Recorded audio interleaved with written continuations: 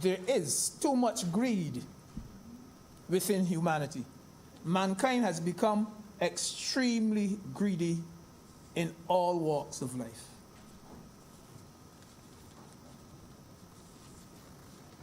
There is a statement that bothered me a few months ago.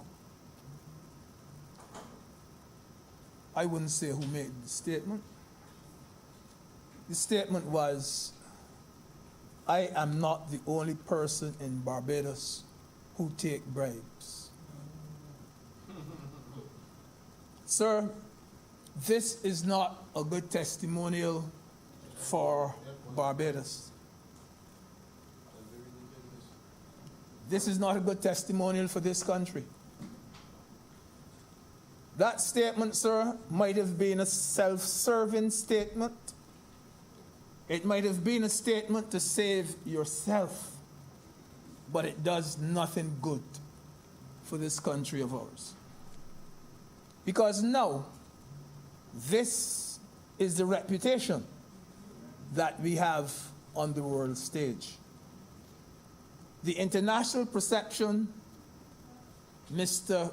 President, may very well be that in order to get things done in Barbados, you must offer bribes. That could very well be the international perception. And that turns off investors. That puts us on a blacklist. Mr. President, if you do not have integrity, you are a liability to those around you. You can make all those around you look bad. You can run everybody else around you in trouble. I know of some employees at a certain place because of a certain incident who have not caught themselves yet. I know of that particular company, sir. It has not caught itself yet. It did not recover. You see, sir, when you put that noose around your neck, you hang your family, your friends, the community you belong to. You hang the party you belong to. You hang the country you belong to. And as I said, sir, some of these entities are still coming to grips with the full fallout. And this country is still trying to salvage its reputation. I know, sir, when all of that happens, people believe that it is not only you alone, but 2 or 3 others around you, close to you, who are guilty of doing the same thing, whether in the same party or not. But, sir, that is the result. People will believe, sir, that there was no one capable of pulling you back, because maybe they were doing the same thing too. And so, Mr. President, there will always be greedy and craving men in this world of ours. In fact, I always say that if all men were virtuous, religion and law would be unnecessary.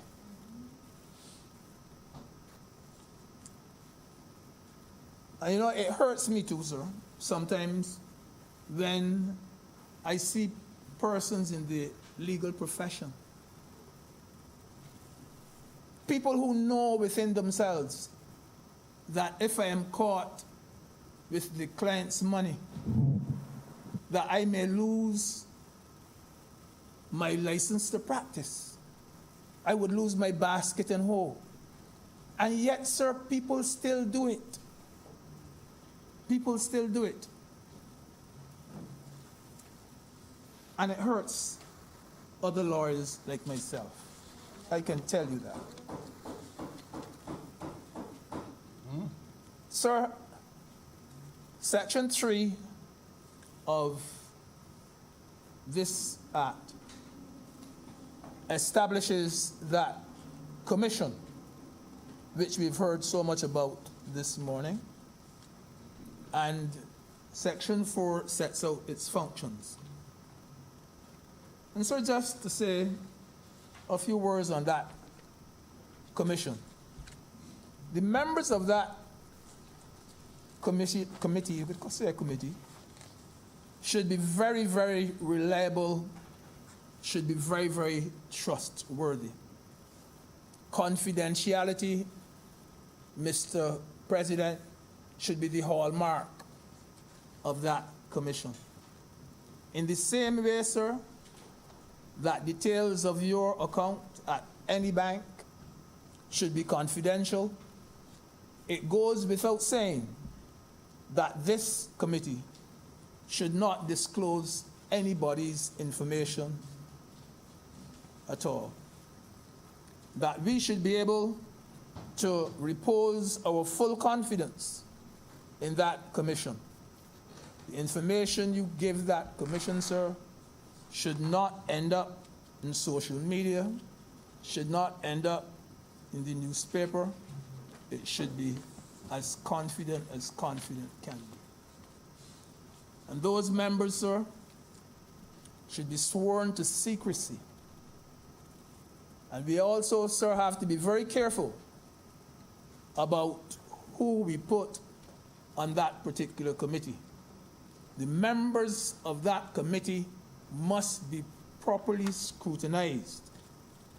They should not simply be party faithfuls. Should not simply be party faithfuls without more.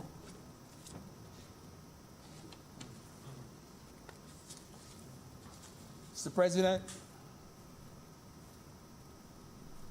there are those who will see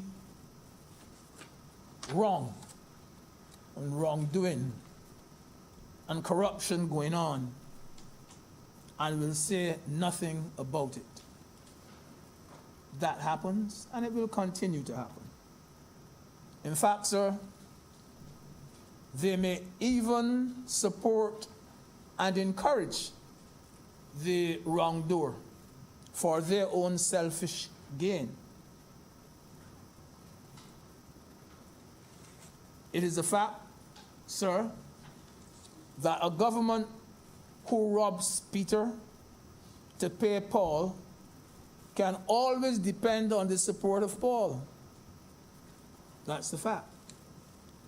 And so once Paul gets a little grease palm, he is comfortable with that. And this brings me to the fact that politicians, yes, are powerful persons the world over. And Barbados is no exception to that. And that it is going to take a brave civil servant who knows that a politician is being dishonest to blow the whistle on him. It's going to take a brave civil servant to do that. Or even to agree to give evidence against that particular politician. And sir, I can therefore understand the reluctance of such public servants. They are concerned about their families, they are concerned about their homes, their jobs, their lives. Their safety. Yeah, their safety. And so the thinking of this legislation is crystal clear. We must protect those who provide evidence and information against the powerful people. And we must protect our confidential human resources who give us that information.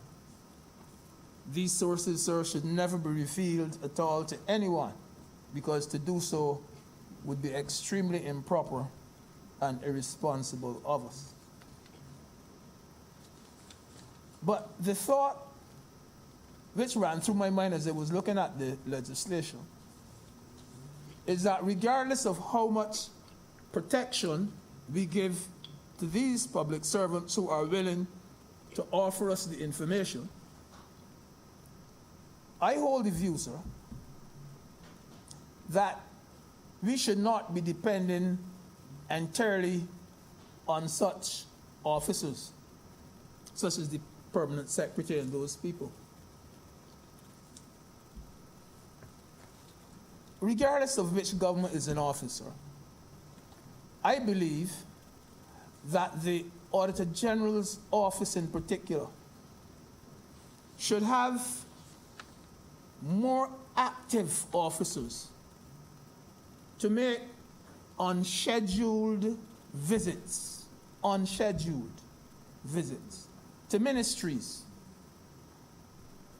and do on-the-spot checks with the accountants and those people. And sir, if it is found that $200,000 is missing, Mr. Accountant, explain to me why and where it is. If a bus is missing, explain to me where it is. That's right. If someone has been paid 3, 4, and 5 times for doing the same job, tell me why. I just want some of those unscheduled visits. And I think by doing that, we can stamp out some of the corrupt things which go on. Sir, looking closely at the legislation too, I found that Section 23(1) speaks of gifts and receiving gifts. And in law, a bribe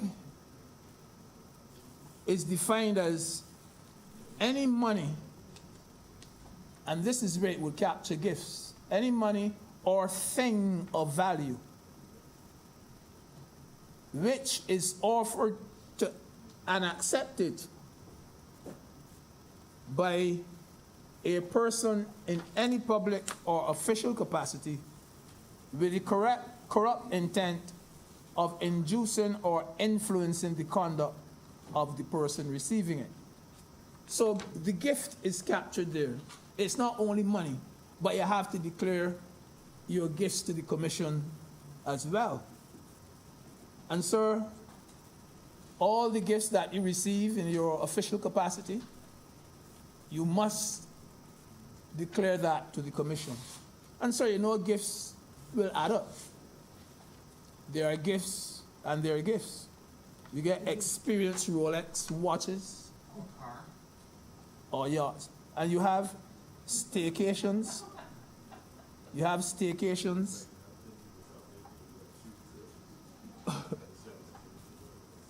Yes. And all these you get because you are doing someone a favor. So they add up. And I can see why you will have that particular responsibility of declaring. And this, I remember Senator Franklin was mentioning not long ago the whole question of having to declare the wife's assets. But sir, the snow, yeah. But sir, you and I know that this is a way in which people hide their assets. They put them in the wife's name. And it's a widely used technique that some people use. I think it was Senator Franklin too who hinted this morning about a story that I had heard about a $20,000 check. Or no, it was not that, it was $2 million. It was some money that went into the mother's account. It was $5 million, well, everybody knows it, $5 million. In the mother's account, 5, mother's account. And I don't even know if the person used to speak to the sisters. And then the mother died, the money was still there. And there's something called, in Barbados, the Succession Act. And when the Succession Act kicked in, it meant that all the siblings got an equal share of that pie. And then a fella by me who is always quoting from these Bajan proverbs tell me, you hear that one smart dead at two smart door? Yeah, yeah. And sir, also looking at the whole question of the committee too, when I look at the act, that the committee itself, the commission, those members are also under scrutiny as well. That, and I feel comfortable with this, where they too have to declare their assets, the members of that commission. And I believe that it is a matter, I think the old saying was that the person who comes to equity has to come with clean hands. And therefore I would feel more comfortable knowing that what I'm going through in declaring my assets, those people that I am declaring it to, they had to declare theirs as well. I think I would feel a lot more comfortable that the very judicial machinery which I have to expose my worth to, then they know how it feels because they had to expose theirs as well. And sir, I did mention earlier the question of the people who know of corruption. They should report to the Integrity Committee. And if you fail to report it and you know what is going on, that there is corruption all around you, and you fail to report it, you are liable to a fine of $5,000 or 6 months in prison or both. So, Mr. President, all in all, when I look at the act, I can't see much, sir, for me to complain about. And in the circumstances, sir, all I can say is that I wholeheartedly support the bill. I'm obliged to you, sir. Thank you. Senator Drake. Good afternoon. Thank you, Mr. President. I'm already hearing asides without even being on my feet for 5 seconds. It won't be long. But, sir, I just want to make a contribution towards the bill before the House, Integrity and Public Life Bill 2020. And where I will start, Mr. President, is almost kind of following on from where Senator Greenidge was taking some of his comments. And sir, I'll start by saying, or rather defining, what are we talking about today? We're talking about the word integrity, and particularly integrity in public life. Sir, integrity has two main definitions. The first is the quality of being honest and having strong moral principles and of being moral uprightness. And then the second one is the state of being whole and undivided, some sense of unity, some sense of wholeness. And sir, when we speak of a person's integrity, we are speaking about their character and who they are as a person, whether that is by nurture or nature, and who they are as a being. Sir, the government has brought this legislation, if we start on that premise, as an attempt to bring oversight and to regulate the character of a person. Because it is expected that in public life, that these persons should be, ought to be of good character.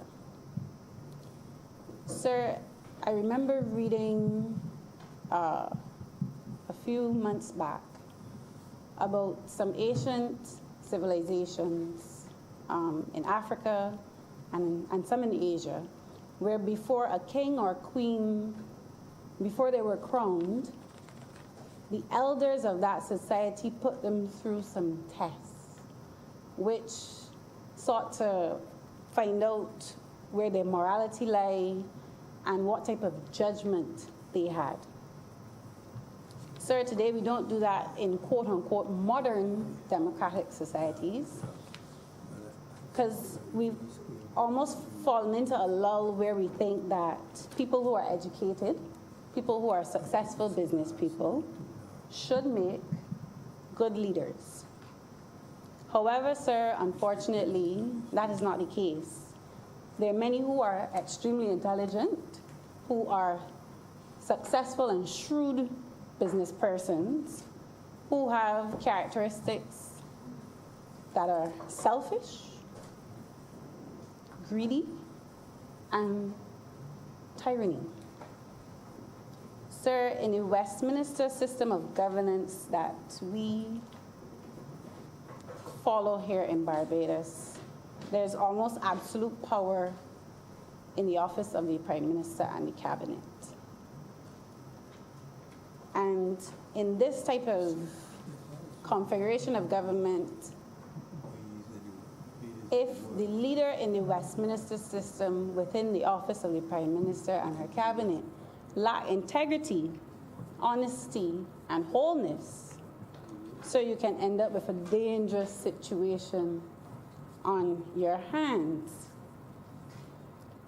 But, like all good democratic states, sir, you have some mechanisms in place to curb and restrain that power, like the Public Accounts Committee, like the Auditor General's Office, and also the judiciary, to bring balance to that power that is held in that office.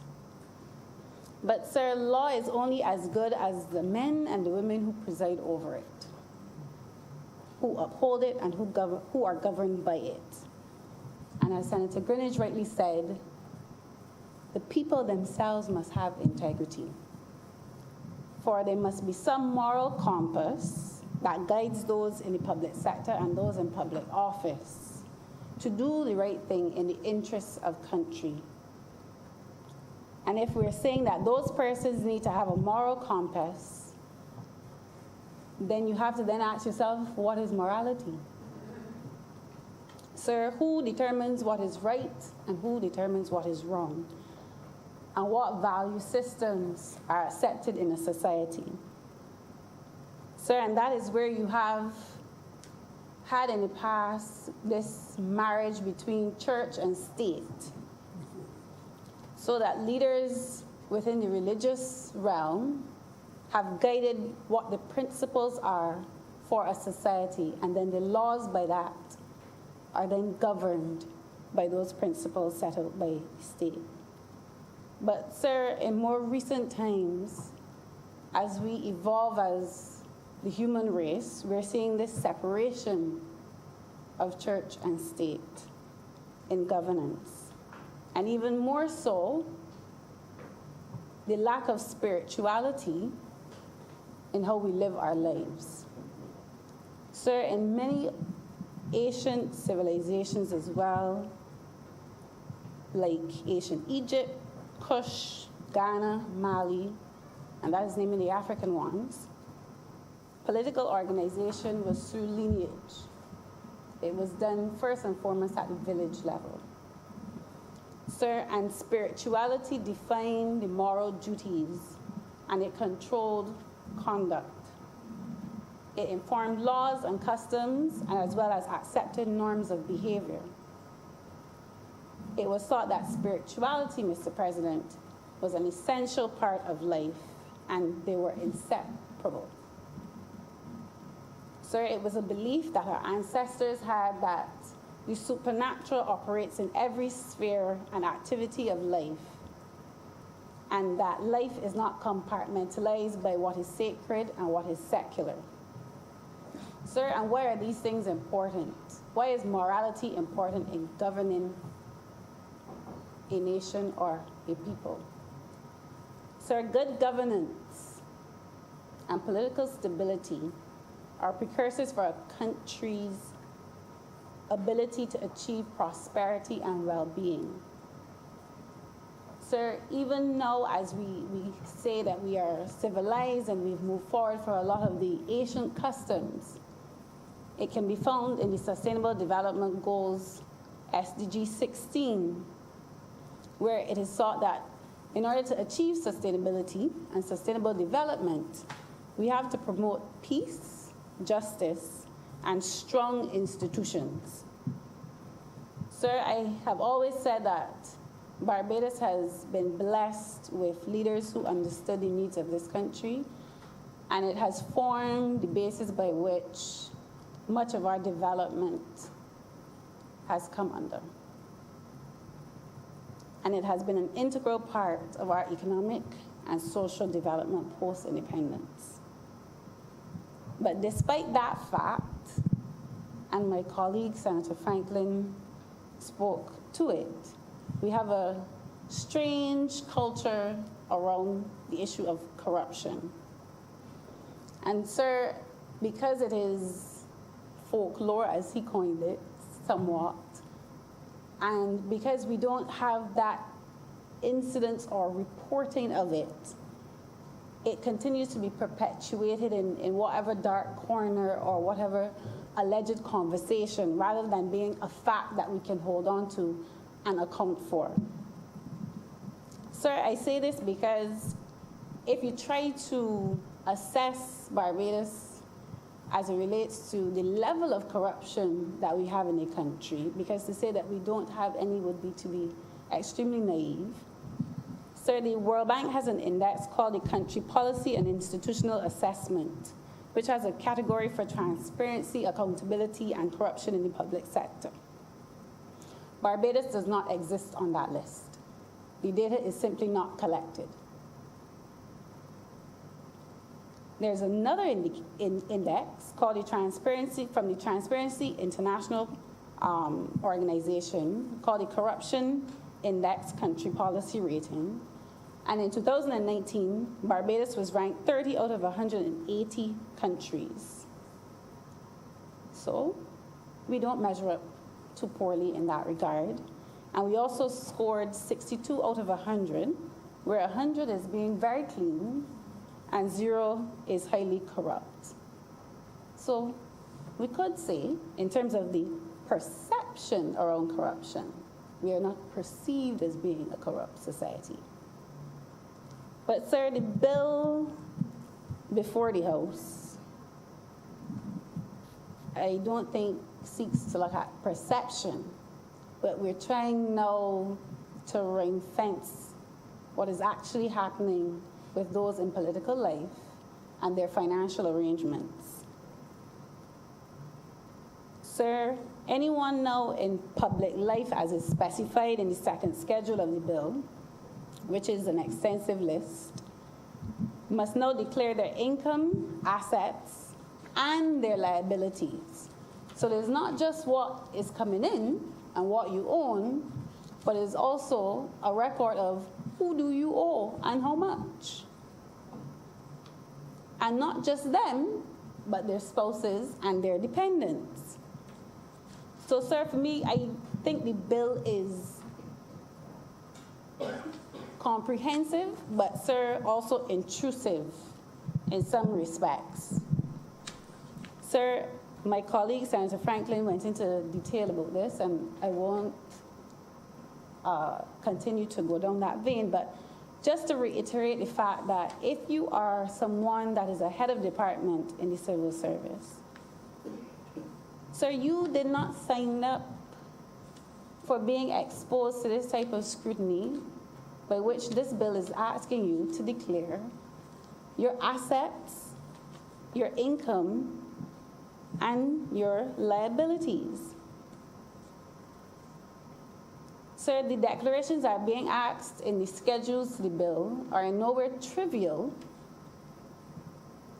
And yes, it may seek to bring some rigor to how we deal with the financial status of those in public office and their immediate family. I do not agree with those in public service who have not signed up to be scrutinized in this way, being included in the bill on one hand, and then you have, on the other hand, persons like judges not being included. So I asked the government this question as well: what is the criteria by which those selected in the schedule, the second schedule of the bill, the list of those in public office, how were those persons chosen?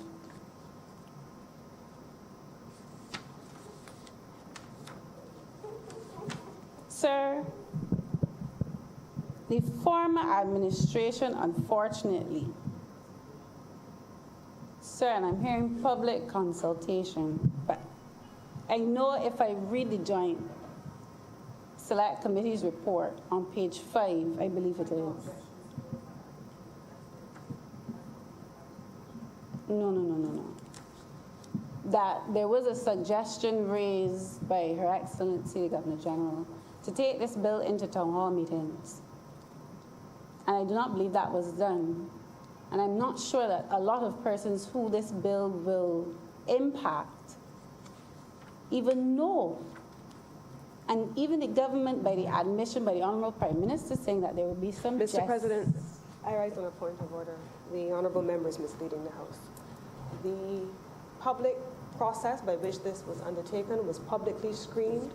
The Parliament of Barbados, not the persons who sit around in these chairs, but the Office of Parliament wrote publicly and invited persons to submit their written comments and inputs, and if they wanted to write in, they could do so, or they could appear and make a presentation. Persons were invited to send their submissions, and that was an extensively undertaken public process, and the member is misleading the House by attempting to misrepresent that simply because a format of the town hall meeting was not used, that this was not subject to extensive public consultations. That is simply untrue. Sir, the fact that the government has said the bill will take, once it is passed, a gestation period of 9 months so that it can be ventilated, means, therefore, that there must be education and sensitization of the act after it's been passed. So you can't have, on one hand, extensive consultation and then come and say you need sensitization and sensitization. Mr. President, again, I rise on a point of order. The honourable member is misleading the House. I believe that in the other place, when the point about the gestation period for 8 months was raised, it was made clear that at the time it would treat to the budgetary allocation, which has already been spoken to, the creation of the commission, which the Act gives effect to, and the process of, yes, public consultation, which is included, Mr. President, in the bill as a requirement of the work of the commission. The honourable member is misleading the House again. Sir, I think she validated my point. I will continue. Sir, the honourable member of the House validated my point that the government has indicated that they will have a gestation period for the Act. And one of the things for the reasons for the gestation period is education and sensitization of the Act. That is. Sir, so what this current administration is trying to do is to stamp out and eradicate and prevent not only politicians who are elected officials, but, sir, stamp out bureaucratic corruption, where bribes and gifts are perceived to be almost commonplace in some of the institutions that reside in Barbados. Sir, I remember I had a colleague about 4 years ago who moved from Egypt here. And we were having a conversation, and he said to me, I didn't realize and this is in no way trying to say this is a generalized statement, this is what he perceived. I didn't realize, sir, he said, to get settled in Barbados, I would have to spend so much money. And I asked him, what do you mean? He said, to get anything done, he needed to pay extra fees in order to get certain things done. And I felt really bad in that moment when he said that. Thank you, Mr. President. I felt bad about that because the reputation of Barbados on those on the outside coming in sometimes is not one that we would be proud of. Sir, what I want to say though is outside of the elected officials, and yes, this act includes those in the public sector. And I agree with my colleague, Senator Franklin, that was not the intent, or it should not be the intent of this bill. This bill should be squarely focused on those elected officials. And there should be a separation by which this commission deals with those individuals, Mr. President. That is my stance. Because, sir, when you look at the public service and the things that occur in the public service, it is for all of us to understand as well that when you cheat from the public purse, when you take from the public purse, it all costs us more in the long run. And a lot of that activity happens because those said persons believe that the leaders of this country have abused their power in a way that they have no choice but to fend for themselves.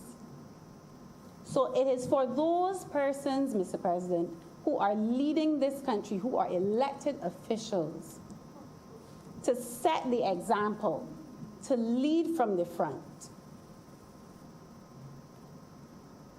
Because if that is the culture, Mr. President,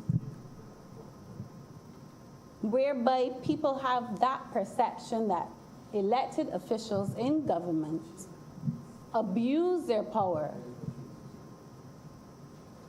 Mr. President, what do you expect from those that you are leading? The culture will trickle down, Mr. President. Sir, I will not take away from the government.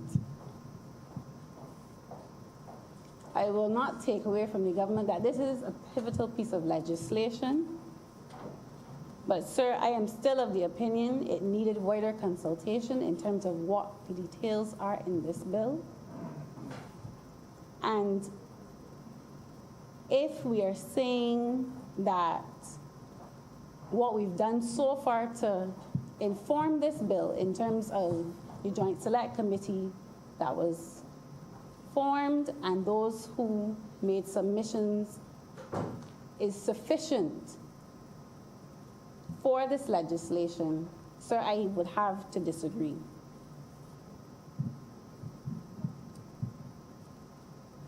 Sir, I will end by just saying this. Sir, you just simply cannot police a person's character. You cannot police it. You can never really know the intentions of a person's heart or their mind.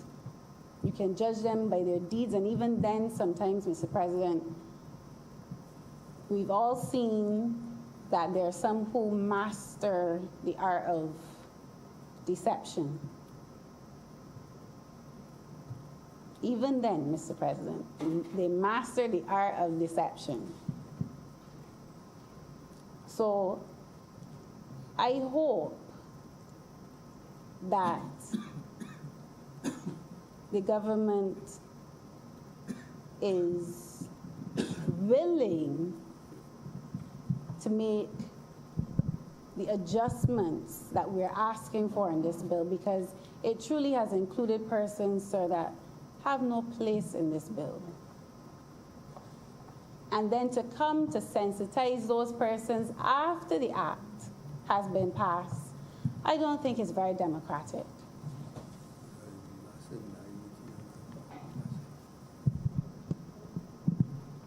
So, sir, with those few words, I am obliged to you.